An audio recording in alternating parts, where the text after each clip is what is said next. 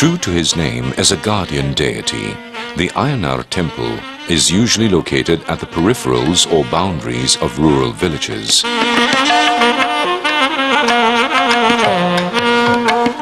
The village god Ayyanar, who fights against demons and evil spirits that are threatening the villages, stands like a colossus with a threatening look at a secluded, deserted locality filled with palm trees in Taiping, Ulusapetang. The monumental idol of this gigantic Ayyanar is the biggest in Southeast Asia, and he has taken residence here not only to protect the villagers, but also to improve the spiritual quality of life that is full of righteousness and compassion. The yellow dhoti-clad Ayyanar is often pictured as riding a white horse with a sword in his hand. His self-imposed duty is to protect the people against evil and establish everlasting justice among his people. Ayyanar is born of Lord Vishnu in the Mohini incarnation and Lord Shiva, and his terracotta figures are kept on the outskirts of most of the villages in Tamil Nadu. But the awe-inspiring Ayyanar in Taiping, Malaysia is the largest in Southeast Asia, and he protects the people, standing guard at a distance of 280 kilometers from Kuala Lumpur, and a 3.5-hour drive from Kuala Lumpur will take you to him. The temple of Taiping Ulusapetang's Ayyanar came into being even before the Japanese rule over Malaysia.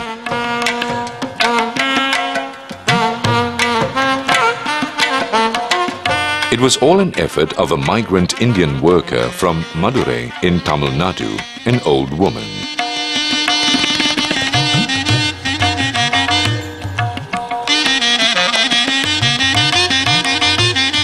Called Periama, this woman had in fact brought a handful of sand to Malaysia from her native homeland. Legend has it that the elderly Periama deposited the handful of sand at the foot of a tree and started worshipping her god. At that time, Malaysia was under English colonialism. An English officer objected to this practice of worship and reasoned that the workers who had been brought here to cut off the trees could not worship at the foot of them. The heartbroken Periama vowed that one day that very officer would request her to continue to worship the handful of sand she had brought from India. On the same night, the Englishman dreamt of something that was beyond his comprehension. In his dream, cow's milk sprang forth from the very tree under whose foot the Periama had launched her worship. The Englishman was alarmed initially, but felt as though some better counsel had prevailed upon him. What a wonder!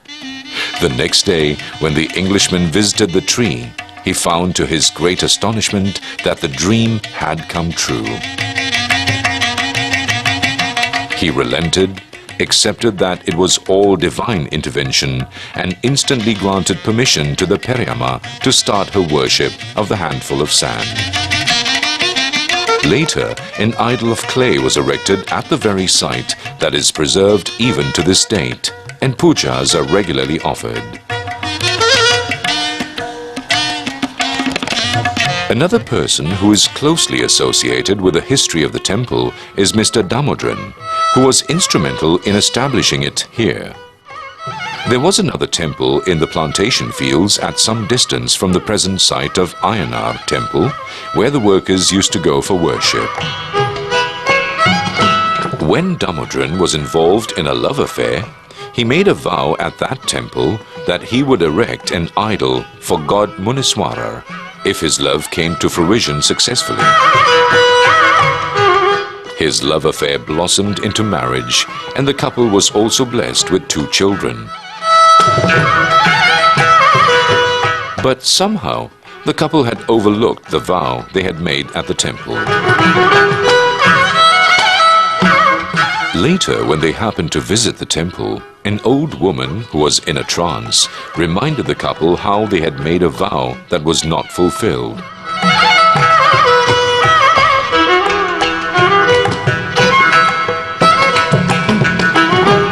couple was suddenly jolted out of how the vow had slipped their minds. So, in order to fulfill the vow, Damodran made arrangements for consecrating an idol dedicated to Jada Muniswara.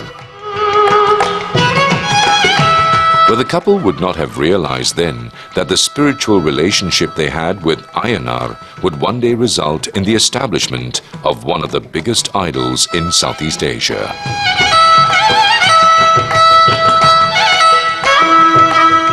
The construction of this temple was completed in 1998. 18 tons of steel, 4,000 packs of cement, 43,000 of bricks were used in the construction process. The Ayyanar idol here is the biggest in Malaysia.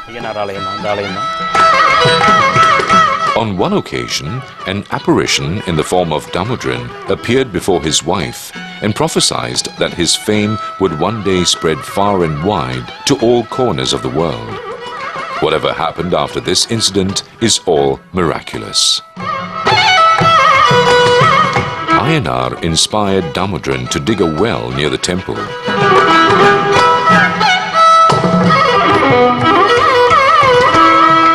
Those days, the temple was in the middle of the thick forest and there remained severe water scarcity, so much so that it was difficult to get water even for conducting pujas for Jeda Muni. The people instantly inferred that Ayyanar wanted them to dig a well just to overcome the water shortage. The ground was dug 10 feet deep. There was no trace of water. It was the same situation